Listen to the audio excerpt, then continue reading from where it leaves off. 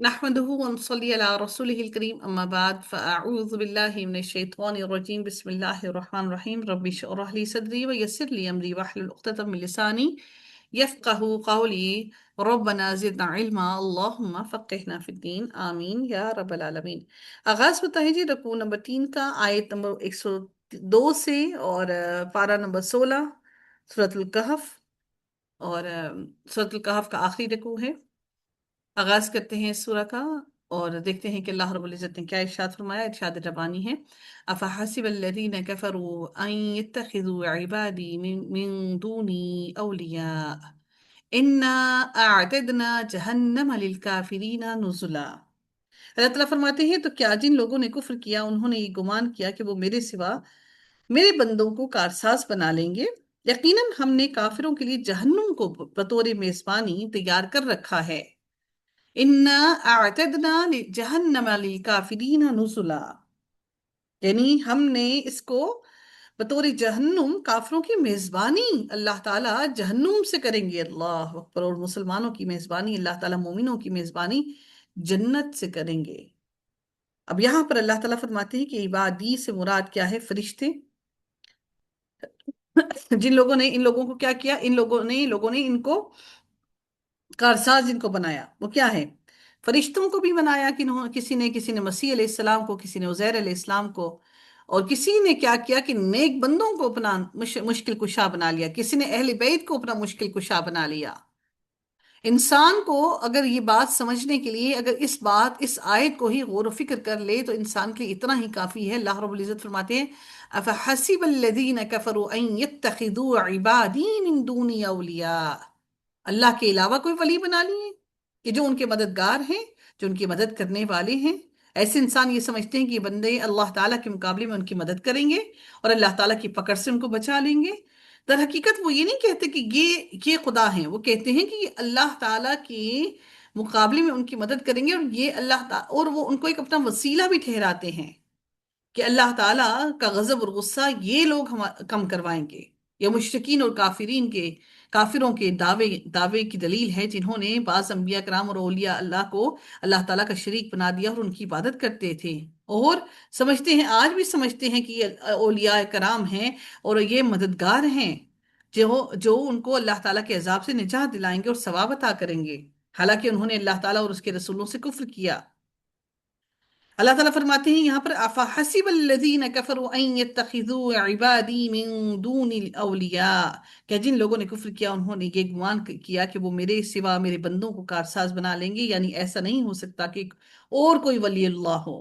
اللہ تعالیٰ کی کسی دشمن کو اپنا دوست نہیں بنا، اللہ تعالیٰ کی کسی دشمن کو اپنا دوست نہیں بنا سکتے، کیونکہ تمام اولیاء اللہ تعالیٰ سے محبت، اس کی رضا، اس کی ناراضگی اور اس کے بغض کے بارے میں اللہ تعالیٰ سے وہ ڈرتے ہیں اور وہ جانتے ہیں، اللہ تعالیٰ سے محبت بھی کرتے ہیں۔ اللہ تعالیٰ فرماتے ہیں سورہ سبا کے اندر، اور جس دن وہ تمام انسانوں کو جمع کرے گا، پھر وہ فرشتوں سے کہے گا، کیا یہ لوگ تمہاری ہی عبادت کرتے تھے؟ وہ کہیں گے، پاک ہے تیری ذات، ان کی بجائے آپ ہی ہمارے دوست ہیں۔ یہ لوگ روز قیامت کی بات کہیں گے کہ اللہ ہی ہمارا مددگار ہے۔ پھر رب کائنات فرماتے ہیں، قُلِ ادْعُوا الَّذِينَ زَعَمْتُم مِّن دُونِهِ فَلَا يَمْلِكُونَ كَشْفَ الضُّرِّ عَنكُمْ وَلَا تَحْوِيلًا، آپ کہہ دیں جنہیں تم اللہ تعالیٰ کے سوا کچھ سمجھتے ہو، انہیں پکار دیکھو، چنانچہ نہ وہ تم سے تکلیف دور کرنے کا اختیار رکھتے ہیں اور نہ ہی بدلنے کا، اور نہ ہی، اور اللہ تعالیٰ پھر مزید یہ بھی فرماتے ہیں کہ اور اس کے سوا جن کو یہ لوگ پکارتے ہیں وہ کسی سفارش کا اختیار نہیں رکھتے، یہ اللہ تعالیٰ کے سامنے کوئی سفارش بھی نہیں کر سکتے۔ میرے رب نے فرمایا، اِنَّا أَعْدَدْنَا جَهَنَّمَ لِلْكَافِرِينَ نُزُلًا، یقیناً ہم نے کافروں کے لیے جہنم کو بطور میزبانی تیار کر رکھا ہے، یعنی ہم نے کفار کی ضیافت اور ان کی مہمانی کے لیے جہنم کو تیار کر رکھا ہے۔ میرے رب نے پھر فرمایا سورہ مریم کے اندر کہ اور انہوں نے اللہ تعالیٰ کے سوا معبود بنائے ہیں تاکہ وہ ان کے لیے باعث سے عزت ہوں، ہرگز نہیں، جلد ہی وہ ان کی عبادت کا انکار کر دیں گے اور ان کے خلاف مد مقابل ہو جائیں گے۔ سیدہ ام سلمہ اور سیدہ ام حبیبہ نے ایک گرجے کا ذکر کیا جسے انہوں نے حبشہ میں دیکھا تھا، اس میں تصویریں تھیں جن کا ذکر انہوں نے رسول اللہ صلی اللہ علیہ وسلم سے بھی کیا، تو رسول اللہ صلی اللہ علیہ وسلم نے فرمایا، ان لوگوں میں جب کوئی نیک آدمی فوت ہو جاتا تھا تو وہ اس کی قبر پر مسجد یعنی عبادت گاہ تعمیر کرتے تھے، اور اس میں یہ تصویریں بناتے تھے قیامت کے دن اللہ تعالیٰ کی ہاں یہ لوگ مخلوقات میں سے بدترین ہوں گے۔ ہم لوگ تصویریں کیوں بناتے ہیں؟ آپ لوگ مجھے بتائیے، ہم لوگ تصویریں کیوں بناتے ہیں؟ جی، میموری کے لیے، اپنی میموری کے یادداشت کے لیے، لیے۔ یاد رہے گی ہمارے اچھے ٹائم کی، یہ جو ہم نے گزارے وہ ہمیں یاد رہیں، ہماری میموری میں رہیں، ہماری اچھی یادیں ہمیں یاد رہیں۔ تو سوچئے ایک بات کو کہ اللہ تعالیٰ نبی کریم صلی اللہ علیہ وآلہ وسلم نے کیا فرمایا کہ جب کوئی نیک آدمی ان میں سے جب یہ فوت ہو جاتا تو وہ کیا کرتے ہیں، ان کی تصویریں بنا لیتے ہیں۔ آج ہم کہتے ہیں یہ امیجز ہیں، کوئی فرق نہیں پڑتا۔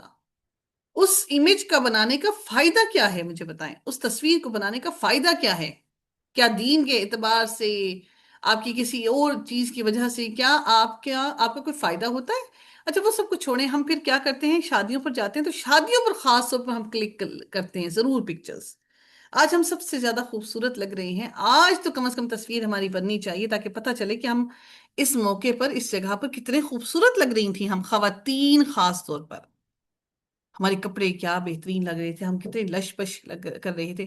یعنی ایک تو ہم نے گناہ کیا کہ اتنی خوبصورتی، اپنی حسن و جمال اور اپنی خوبصورتی، اپنا میک اپ، اپنے بہترین کپڑے ہم نے بنائے، اور پھر وہ ہم نے سارے لوگوں کے سامنے دکھائے، اور پھر ہم نے سب کو دکھانے کے بعد ہم نے کیا کیا، ان کو فوٹوگرافز کے اندر ہم نے ان کو قید کر لیا۔ اللہ اکبر! جب میں اور آپ مر جائیں گے تو جو بھی ان تصاویر کو دیکھے گا تو سوچئے کہ وہ گناہ جاریہ ہم چھوڑ کر جا رہے ہیں۔ معلوم نہیں کتنے نامحرم لوگ ان تصویروں کو دیکھیں، معلوم نہیں ہماری اولادیں ان تصویروں کو ویسے محفوظ رکھ سکیں، ان پردے کا خیال رکھ سکیں، اہتمام کر سکیں۔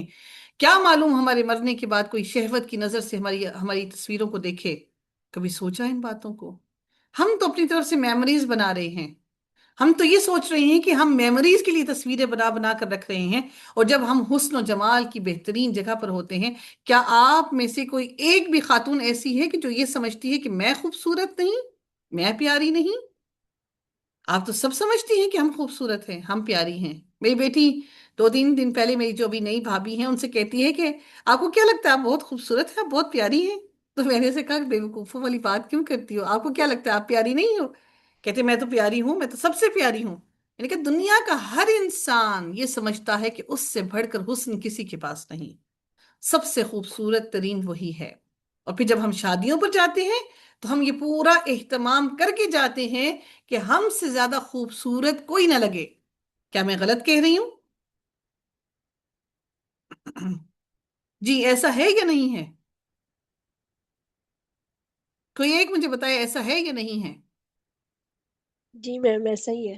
اگر آپ اس طرح سے اٹھ کے چلے جائیں بغیر میک اپ کے، بغیر کاسمیٹک سپلائی کیے ہوئے، بغیر منہ پر سرخیاں لگائے ہوئے، تو کیا آپ کو کوئی محفل میں وہاں پر کوئی آپ سے بات چیت کرے گا؟ وہ تو کہیں گے پتہ نہیں کہاں سے اٹھ کر آ گئے۔ اور وہ سب کچھ کرنے کے بعد ہم کیا کرتے ہیں، ان تمام اوقات کو تصویروں کے اندر کلک کر کے محفوظ کر لیتے ہیں۔ کتنے ہی بدبخت ہیں ہم لوگ کہ ہم اپنے لیے خود ہی سامان بنائے جا رہے ہیں، خود ہی بنائے جا رہے ہیں کہ ہماری آخرت بھی خراب ہو اور ہماری دنیا بھی خراب ہو۔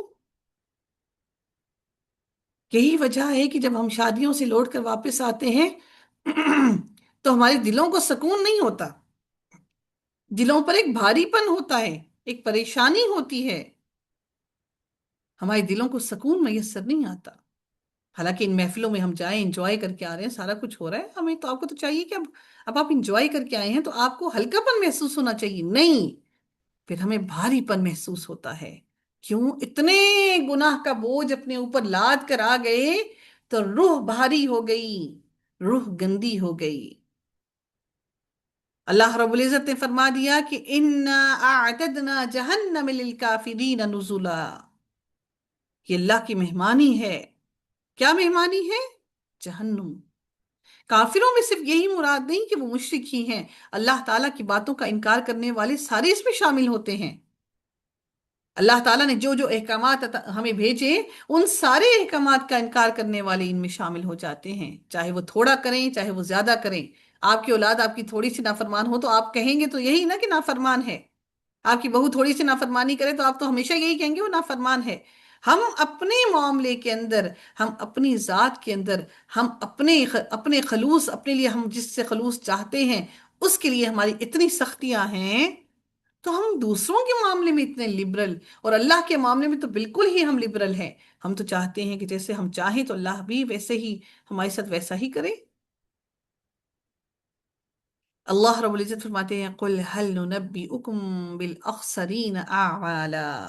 آپ کہہ دیں کیا ہم تمہیں بتائیں جو لوگ اپنے اعمال میں سب سے زیادہ خسارے والے ہیں.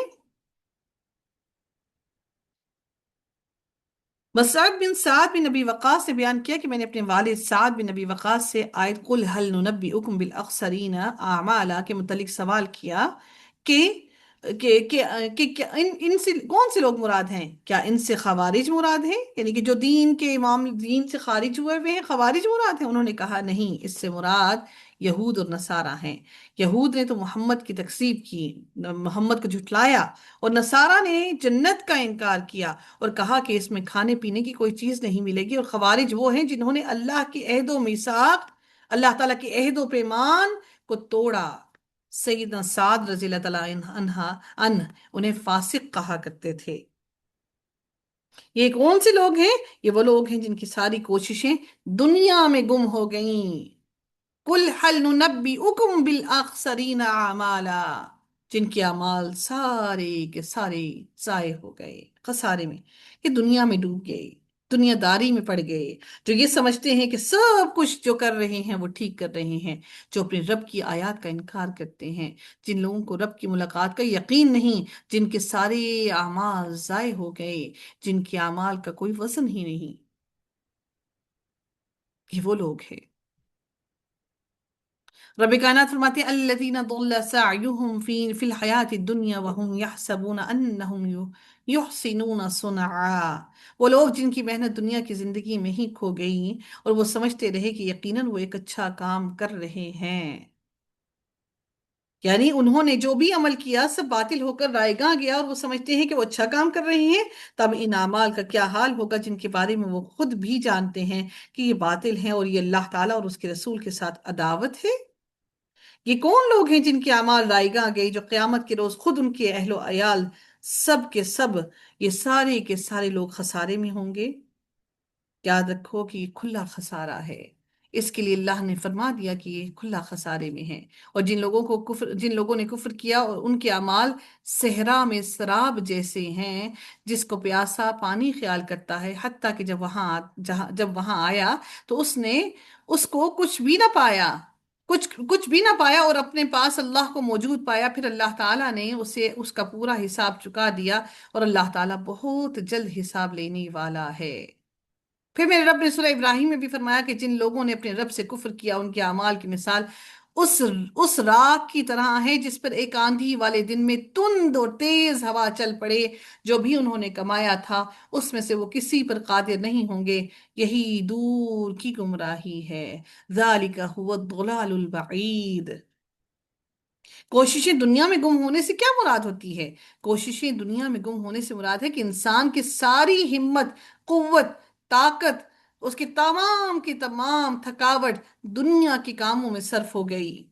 انسان کے پاس کچھ اور کرنے کے لیے، کوشش کے لیے طاقت باقی ہی نہ رہی. یہ ہے وہ کوشش جو دنیا میں گم ہو گئی. آپ سوچ لیجئے، کیا جو آپ کام کر رہے ہیں وہ دنیا کی کوششوں کو، اپنے آپ کو دنیا کے لیے تھکا رہے ہیں یا اپنے رب کے لیے تھکا رہے ہیں؟ ہم جتنی بھی محنت کوشش کر رہی ہیں، کیا ہم دنیا کے لیے تھک گئے ہیں؟ بڑی بڑی دعوتیں کی، اس لیے دعوتیں ہم کیوں ارینج کرتے ہیں؟ اس لیے کہ لوگوں میں نام ہو. پھر دعوتیں کر کر کے پھر برتن دھوئیں، کچن صاف کریں، گھر کی صفائیاں کریں، پریشانیوں میں مبتلا ہوں. ہر وقت ہم خواتین نے تو اپنی زندگیوں کو بس یہ چولہے تک ہی محدود رکھ دیا، کچن تک ہی محدود رکھ دیا. کیا آپ کو اللہ تعالیٰ نے کوئی فرض نہیں رکھا؟ اولاد کی بہترین تربیت کرنا، مومن بنانا، ان کی اصلاح کرنا، ان کے ہر عمل پر نظر رکھنا. ان کے ہر ہر کام پر نظر رکھنا. ہم تو دنیا والوں کو خوش کرنے کے چکر میں لگ گئے. اولاد تو پتہ نہیں کہاں رہے گی. ہم نے تو اولاد کو جانوروں کی طرح پیدا کر کے چھوڑ دیا. بس یہ کھلا پلا دیا. جیسے جانور بھی اپنے بچوں کو کھلاتے پلاتے ہیں اور وہ ان کو سکھاتے ہیں بھی ایسے کھاؤ ایسے کھاؤ. ہم نے بھی تو وہی کچھ کیا. ہاں، دنیا کے لیے ہم نے اولاد کو ضرور تیار کر دیا. دنیا کی کمانے کے لیے، دنیا کے مال کے لیے، دنیا کے روزگار کے لیے ہم نے اولاد کو بہترین سے بہترین سکولز، کالجز، یونیورسٹیز میں ڈالا. لیکن دین کے لیے ہم نے اولاد کو تیار نہ کیا. تو کیا آپ نہیں سمجھتے کہ اللہ تعالیٰ نے فرما دیا قُلْ هَلْ نُنَبِّئُكُمْ بِالْأَخْسَرِينَ أَعْمَالًا، کیا ہمارے عمل خسارے میں نہیں ڈل گئے؟ سوچئے کہ ہم کس قسم کی مائیں ہیں. ہم نے کیا کر دیا؟ ہم نے تو ظلم کر دیا اپنے آنے والی نسلوں کے ساتھ.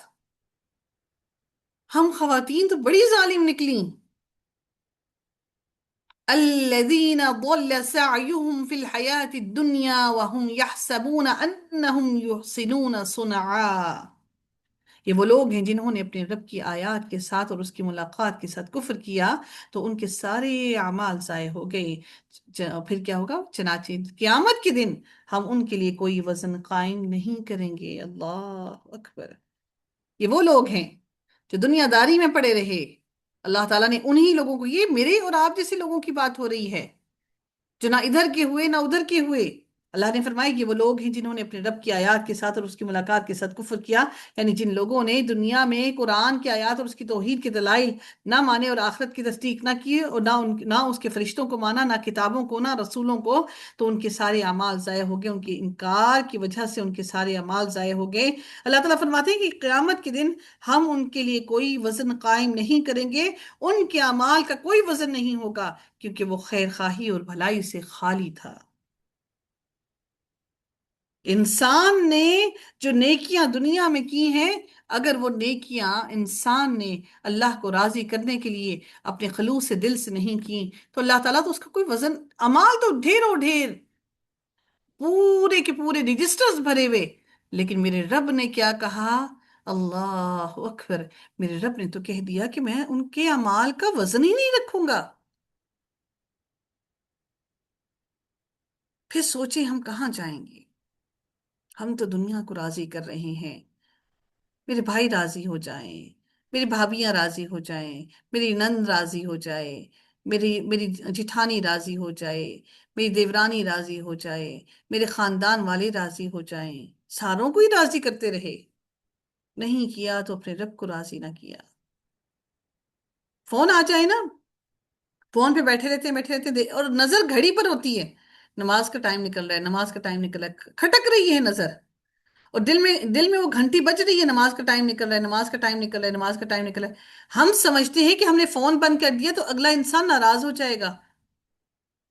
کیا آپ اتنا کہہ کر فون ہم بند نہیں کر سکتے کہ ہماری نماز کا وقت نکل رہا ہے؟ نماز کو اول وقت میں ادا کرنا لازم ہے. اور ہماری کوئی ایسی گفتگو اہم ہے بھی نہیں کہ جس اہم گفتگو کو اگر نہیں کریں گے تو شاید کشمیر فتح نہ ہو. ہم کتنی غافل ہیں. ہم اتنے غافل ہیں کہ ہمیں اندازہ ہی نہیں ہوتا. وہ جو نماز کا وقت ہوتا ہے نا، وہ دل اس وقت انسان کا دل ایسے لگتا ہے جیسے نیزے کے اوپر کھڑا ہے. دل پریشانی میں مبتلا ہے اور ہم بیٹھے ہوئے ہیں خوشگپیوں میں اور دیکھ رہے ہیں کہ نماز کا وقت نکل رہا ہے، نماز کا وقت نکل رہا ہے، نماز کا وقت نکل رہا ہے. ہم ناراض کیسے کر دیں؟ بھی کسی نے سالوں بعد فون کیا، اب ہم اس کو کمپنی دیں کہ نماز کے لیے جائیں؟ اللہ تو وہیں پر ہے، خیر ہے، کوئی بات نہیں، پھر پڑھ لیں گے، دیر سے پڑھ لیں گے، تاخیر سے پڑھ لیں گے. یہ ہے ہمارا خلوص، یہ ہے ہماری نیت، یہ ہے ہمارا تعلق اپنے رب کے ساتھ. اللہ تعالیٰ فرماتے ہیں اولئک الذین کفروا بآیات ربهم ولقائه فحبطت اعمالهم فلا نقیم لهم یوم القیامة وزنا. اللہ رب العزت یہ بھی فرماتے ہیں سورہ طٰہٰ میں، اور جو نیک عمل کرے گا اور وہ مومن بھی ہو تو نہ وہ کسی ناانصافی سے ڈرے گا اور نہ کسی حق تلفی سے ڈرے گا. اللہ رب العزت فرماتے ہیں پھر فامن ثقلت موازینہ فاولئک هم المفلحون، پھر وہ شخص جس کے پلڑے بھاری ہوں گے تو وہی لوگ کامیاب ہیں، اور وہ شخص جس کے پلڑے ہلکے ہوں گے تو وہی لوگ ہیں جنہوں نے اپنی جانوں کو خسارے میں ڈالا، وہ جہنم میں ہمیشہ رہنے والے ہیں، ان کے چہروں کو آگ جھلسا دے گی اور اس میں وہ جبڑے نکالنے والے ہوں گے۔ سیدنا انس بن مالک بیان کرتے ہیں کہ رسول اللہ صلی اللہ علیہ وسلم نے فرمایا کہ اللہ تعالیٰ کسی مومن پر ایک نیکی کے معاملے میں بھی ظلم نہیں کرے گا، اسے اس کا بدلہ دنیا میں بھی دے گا اور آخرت میں بھی دے گا، اور کافر کو اس کی نیکیوں کا بدلہ جو اس نے اللہ تعالیٰ کے لیے کی ہوں گی دنیا ہی میں دے دے گا، پھر جب وہ آخرت میں پہنچے گا تو اس کے پاس کوئی نیکی نہیں رہے گی کہ جس کا اسے بدلہ دیا جائے۔ نبی کریم صلی اللہ علیہ وسلم نے فرمایا بلا شبہ قیامت کے دن ایک بہت بھاری بھرکم موٹا تازہ شخص آئے گا، لیکن وہ اللہ کے نزدیک مچھر کے پر کے برابر بھی کوئی قدر نہیں رکھے گا، اور فرمایا کہ پڑھو فَلَا نُقِيمُ لَهُمْ يَوْمَ الْقِيَامَةِ وَزْنًا، چنانچہ قیامت کے دن ہم ان کا کوئی وزن نہ کریں گے۔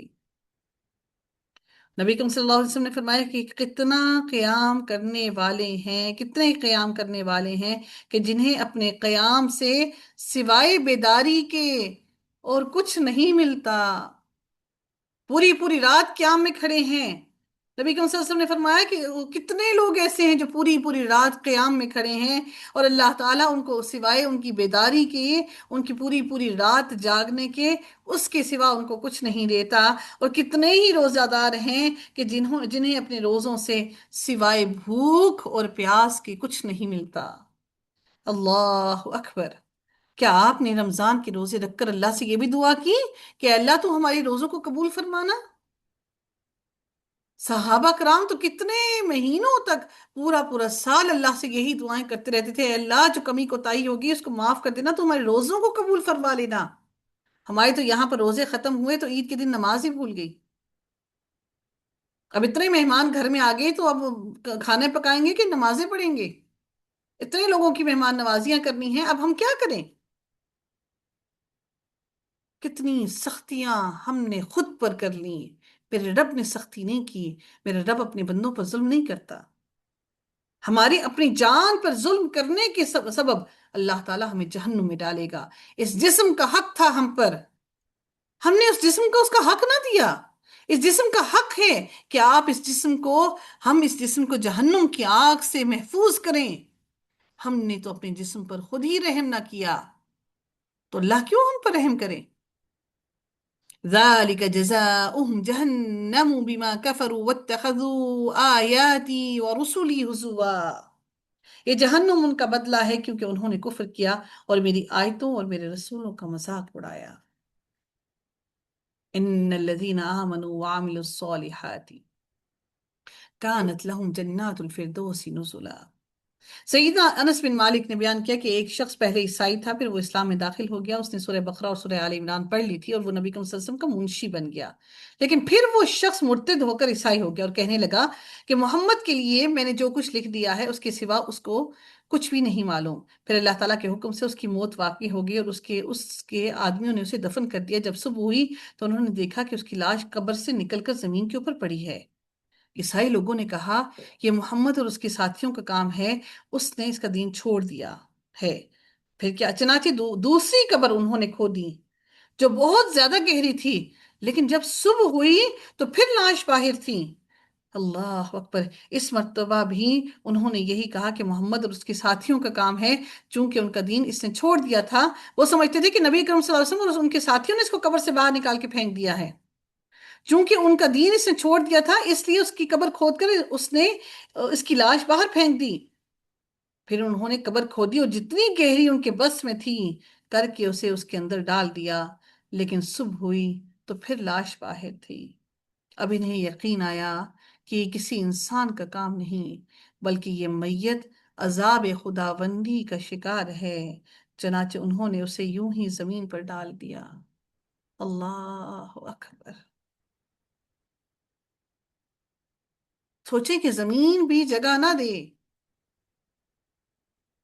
زمین بھی جگہ نہ دے، اپنے اندر نہ ڈالے، اپنے اندر نہ رکھے، کیونکہ زمین بھی تو اللہ تعالیٰ کی تابع فرمان ہے، تو ہم کہاں جائیں گے؟ اے اللہ تو ہمارے گناہوں کی پردہ پوشی کر لینا، جو گناہ جو غلطیاں سرزد ہو گئیں تو ان کو چھپا لینا، نہ دنیا میں رسوا کرنا، نہ موت کے وقت رسوا کرنا، نہ نزا کی حالت میں رسوا کرنا، نہ آخرت کے دن رسوا کرنا۔ اے اللہ تو ہمیں رسوائی سے محفوظ کر لینا۔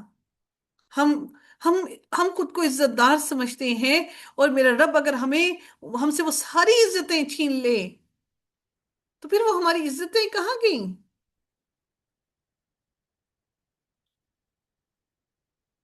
ان الذين امنوا وعملوا الصالحات كانت لهم جنات الفردوس نزلا۔ یقیناً جو لوگ ایمان لائے اور جنہوں نے نیکیاں کی ان کی میزبانی کے لیے فردوس کی جنتیں ہیں، ان کی ضیافت جنت الفردوس ہے، جس سے ان کی قلب، ان کی روح اور ان کا بدن تمام کے تمام خوش ہو جائیں گے۔ وہ ہر ہر نعمت ان کو ملے گی، ان کی آنکھیں لذت حاصل کریں گی۔ آنکھیں کیسے؟ خوبصورت گھر، سرسبز سرسبز باغات، پھلدار درخت اور خوبصورت گیت گاتے ہوئے پرندے، ہر طرح کے مشروبات، خوبصورت بیویاں، نہریں، دلکش مناظر۔ ہمیں دنیا اتنی، ہم کیا کرتے ہیں، ہم ناردرن ایریاز میں چلے جاتے ہیں کہ ہم اپنی آنکھوں کو ٹھنڈک دیں، تو سوچیں کہ میرے رب نے وہ جنت کتنی حسین بنائی ہوگی۔ جنت کے سب سے اعلیٰ اور بلند درجے کا نام جنت الفردوس ہے، جس کے باغات کے درخت گھنے اور جن پر ہمیشہ بہار اور خوش منظر ہیں۔ آپ صلی اللہ علیہ وسلم نے فرمایا، جب کبھی اللہ تعالیٰ سے سوال کرو تو جنت الفردوس کا سوال کیا کرو۔ اللہ تعالیٰ نے سورہ مومنون میں فرمایا، یقیناً مومن کامیاب ہو گئے وہی جو اپنی نماز میں عاجزی کرنے والے ہیں۔ نمازوں میں کیا آپ کی اور میری نمازوں میں عاجزی ہے؟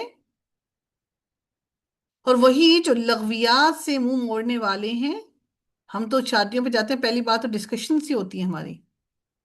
اور وہی جو زکوٰۃ ادا کرنے والے ہیں، زکوٰۃ تو پھر چلو کوئی خوف کی وجہ سے کہیں دے ہی دیتے ہیں، اور وہی جو اپنی شرمگاہوں کی حفاظت کرنے والے ہیں۔ شرمگاہوں کی حفاظت تو چلے کر لی، ہم خواتین کیا کرتی ہیں، سینوں کو ضرور سامنے سب کے سامنے کھول کر، گریبان کو کھول کر رکھ دیتی ہیں، ساروں کو نظر آئے نا جی کتنا حسن ہے ہمارے پاس، ہمارے کیا کیا، کس کس خاتون کی کون کون سا سائز ہے، ساروں کو دکھائی دے نا، سب کو نظر آئے۔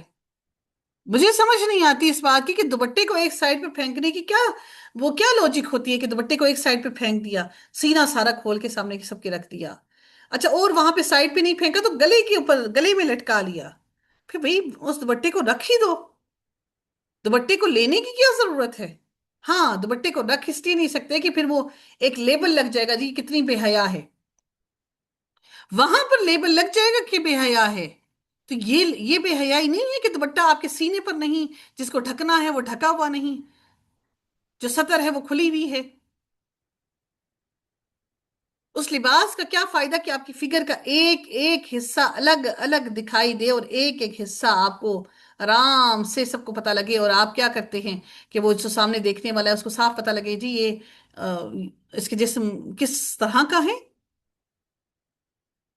صرف ایک بات سوچئے گا کہ خواتین کی، میں بار بار کہتی ہوں کہ خواتین کی نگاہ بھی سب سے پہلے، چہرے سے پہلے انسان کی گردن کے بعد نیچے ہی پڑتی ہے، پاؤں پہ کوئی نہیں جاتا، تو پھر مرد حضرات کا کیا حال ہوگا؟ سوچئے، خود پر رحم کیجئے کہ ہم خود پر ظلم کر رہے ہیں۔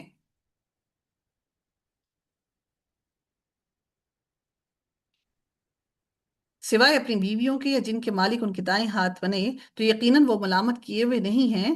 پھر جو اس کے علاوہ کچھ اور ڈھونڈیں تو وہی حد سے بڑھنے والے ہیں، اور وہی جو اپنی امانتوں اور اپنے عہد کی رعایت کرنے والے ہیں، اور وہی جو اپنی نمازوں کی حفاظت کرتے ہیں، یہی لوگ وارث ہیں جو فردوس کے وارث ہوں گے، وہ اس میں ہمیشہ رہنے والے ہیں۔ خالدین فیہا لا یبغون عنہا حولا، وہ ان میں ہمیشہ رہیں گے، ان سے جگہ جگہ بدلنا نہ چاہیں گے۔ یعنی انسان ایک جگہ رہتے رہتے اکتا جاتا ہے نا۔ ہم کیا کرتے ہیں گھر کے اندر بھی، آپ چاہتی ہیں نا کہ آپ گھر کی تھوڑی سیٹنگ چینج کریں، آنکھوں میں، آنکھوں کو تھوڑا سکون ملتا ہے، اچھا لگتا ہے گھر کی سیٹنگ آگے پیچھے کر لی، تو اللہ تعالیٰ فرماتے ہیں وہ جنت اتنی خوبصورت ہے کہ وہاں سے انسان اب اپنی جگہ بدلنا نہیں چاہے گا. ہم چاہتے ہیں نا کہ چلو تھوڑا سا آؤٹنگ کے لیے کہیں ادھر ادھر ہو آئیں، گھوم پھر آئیں، تھوڑا سا دل سکون میں آ جائے، ٹھنڈ پڑ جائے، تھوڑا سا آؤٹنگ ہو جائے گی، تھوڑا سا ذہن تبدیل ہو جائے گا. لیکن میرے رب نے فرمایا کہ وہ وہاں پہ جنت میں تو رہیں گے، لیکن وہ وہاں سے ادھر ادھر جانا نہیں چاہیں گے. ان سے جگہ جگہ بدلنا نہیں چاہیں گے. انسان ایک جگہ رہتے رہتے جیسے اکتا جاتا ہے، اکتاہٹ محسوس نہیں ہوگی جنت میں. اللہم ارزقنا الفردوس. اللہ تعالیٰ سے دعا ہے کہ میرے رب کائنات ہم سب کو جنت الفردوس کا رزق عطا فرمائے، ہمارے اہل و عیال کے ساتھ ہمیں وہاں کا رزق کھانا نصیب فرمائے. میرے اللہ نے اگلی آیت میں فرمایا قل لو كان البحر مدادا لكلمات ربي لنفذ البحر قبل أن تنفذ كلمات ربي لو جئنا بمثله مددا. آپ کہہ دیں کہ اگر میرے رب کی کلمات کے لیے سمندر سیاہی ہو جائیں، وہ بھی میرے رب کی کلمات ختم ہونے سے پہلے یقیناً ختم ہو جائیں. یقیناً وہ تمام سمندروں کی سیاہی ختم ہو جائے گی، چاہے ہم اسی کے برابر اور سیاہی بھی لے آئیں. اللہ اکبر. میرے رب کی باتیں تو اتنی ہیں، اتنی باتیں ہیں میرے رب کی، اتنی باتیں ہیں کہ میرے رب نے کہہ دیا کہ یہ سمندر تمام کے تمام سمندر سیاہی بن جائیں، اور پھر میرے رب اور اتنے ہی سمندر اور لے آئے، وہ ساری سیاہی ختم ہو جائے، میرے رب کی باتیں ختم نہ ہوں. اور میں اور آپ چاہتے ہیں جلد جلد بس قرآن پڑھ لیں، قرآن ختم کر لیں، قرآن مکمل کر لیں، قرآن بس پورا ہو جائے. تو اتنا سا قرآن ہمارے دلوں میں نہیں رہ سکتا؟ ہم جس سے محبت کرتے ہیں نا، ہم چاہتے ہیں کہ وہ بولتا رہے اور ہم سنتے رہیں، سنتے رہیں، سنتے رہیں. میرے رب سے تو محبت ہی نہیں. اس سے محبت ہوتی تو ہم یقیناً اس کی باتیں سنتے، ہم یقیناً اس کی باتیں یاد کرتے. جس طرح کبھی کوئی مر جاتا ہے تو ہم اس کی یادیں، ہم اس کی باتوں کو یاد کر کر کے روتے ہیں نا.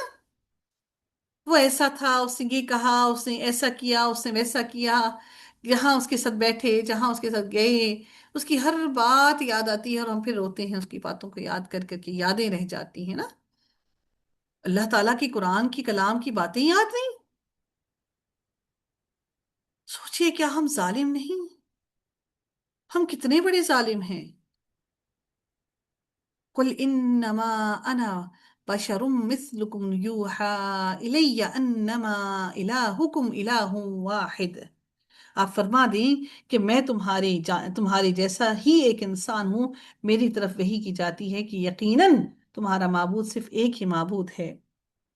تو جو کوئی اپنے رب کی ملاقات کی امید رکھتا ہے تو لازم ہے فَلْيَعْمَلْ عَمَلًا صَالِحًا وَلَا يُشْرِكْ بِعِبَادَةِ رَبِّهِ أَحَدًا. تو لازم ہے کہ وہ نیک عمل کرے اور اپنے رب کی عبادت میں کسی کو بھی شریک نہ ٹھہرائے. سیدنا عبداللہ بن مسعود نے فرمایا کہ نبی کریم صلی اللہ علیہ وسلم نے نماز پڑھائی، اور ابراہیم ایک راوی ہیں جنہوں نے کہا کہ مجھے معلوم نہیں کہ نماز میں زیادتی ہوئی یا کمی. پھر جب آپ نے سلام پھیرا تو آپ سے کہا گیا کہ یا رسول اللہ، کیا نماز میں کوئی نیا حکم آیا ہے؟ آپ نے فرمایا آخر کیا بات ہے؟ لوگوں نے کہا کہ آپ نے اتنی اتنی رکعتیں پڑھی ہیں. یہ سن کر آپ صلی اللہ علیہ وسلم نے اپنے دونوں پاؤں پھیرے اور قبلہ کی طرف منہ کر لیا اور صحف کے 2 سجدے کیے اور سلام پھیرا. پھر ہماری طرف متوجہ ہوئے اور فرمایا کہ نماز میں کوئی نیا حکم نازل ہوا ہوتا تو میں تمہیں پہلے ہی ضرور کہہ دیتا، لیکن میں تو تمہارے ہی جیسا انسان ہوں. جس طرح تم بھولتے ہو میں بھی بھول جاتا ہوں، اس لیے جب میں بھول جایا کروں تو تم مجھے یاد دلایا کرو.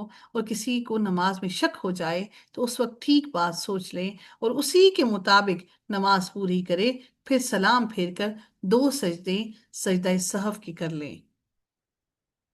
سیدنا رافع بن خدیج رضی اللہ تعالیٰ عنہ فرماتے ہیں کہ اللہ کے نبی جب مدینہ منورہ تشریف لائے تو لوگ کھجوروں کو قلم لگا رہے تھے، یعنی کھجوروں کو گھابن کر رہے تھے. تو آپ صلی اللہ علیہ وسلم نے فرمایا تم لوگ کیا کر رہے ہو؟ انہوں نے کہا ہم لوگ اسی طرح کرتے چلے آئے ہیں.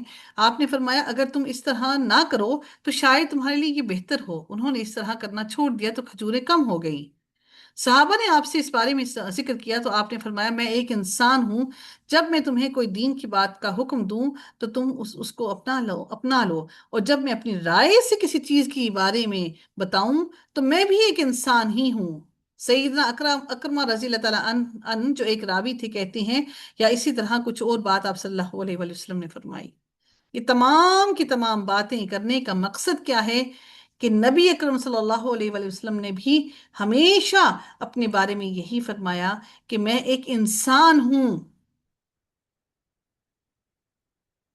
یعنی میری بات میں اگر میں اس قسم کی دنیا تجربے میں اگر کوئی بات ہو تو ہو سکتا ہے کہ میں تجربے میں کم ہوں، جس طرح نبی اکرم صلی اللہ علیہ وآلہ وسلم کو خندقوں کے بارے میں علم نہیں تھا، حضرت سلمان فارسی کو اس کا علم تھا، تو انہوں نے نبی اکرم صلی اللہ علیہ وسلم کو بتایا۔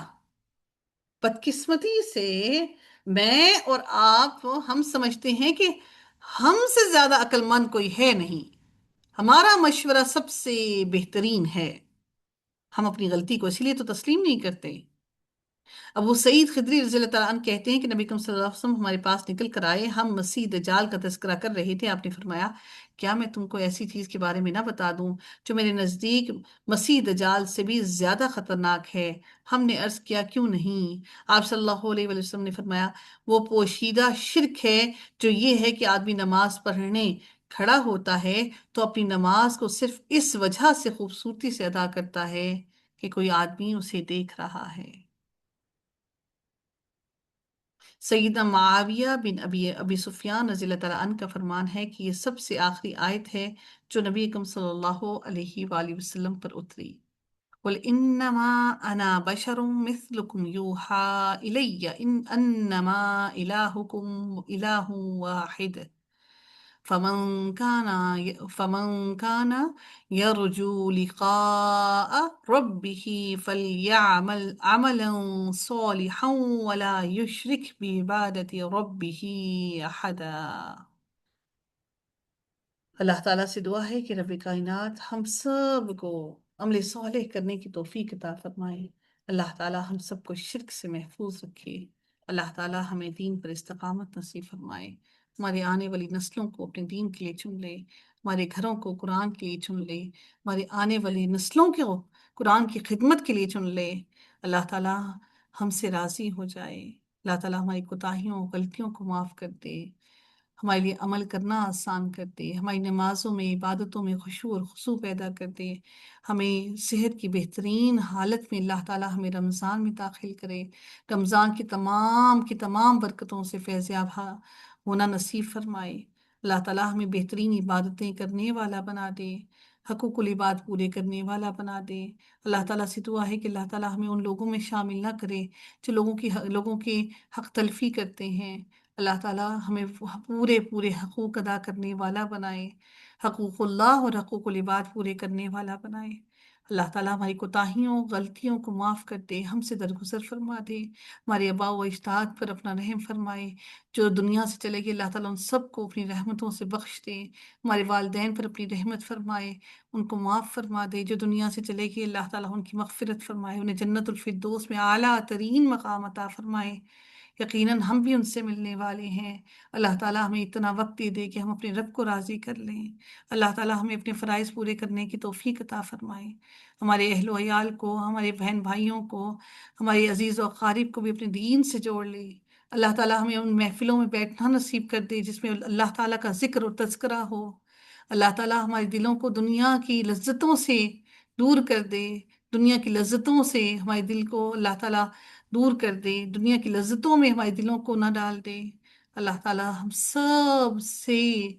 سب سے درگزر فرمائے، اللہ تعالیٰ ہمیں اپنا قرب نصیب فرمائے، جنت الفردوس کا مکین بنائے، جنت میں نبی اکرم صلی اللہ علیہ وسلم کا پڑوس نصیب فرمائے، اپنے عرش کے سائے تلے قیامت کے دن ہمیں جگہ عطا فرمائے، جنت میں اپنے عرش کے سامنے ہمیں گھر نصیب فرمائے، اللہ تعالیٰ ہمیں شہیدوں کا، صالحین کا، انبیاء کا، اللہ تعالیٰ ان کا ساتھ نصیب فرمائے، اللہ تعالیٰ ہمیں ان لوگوں کا ساتھ نصیب فرمائے جن پر میرے رب نے انعام کیا، اللہ تعالیٰ ہماری تمام دعاؤں کو ہم سب کے حق میں قبول فرمائے، وآخر دعوانا ان الحمد للہ رب العالمین، صلی اللہ تعالیٰ علی خیرہ خلقہ اجمعین برحمتک یا ارحم الراحمین۔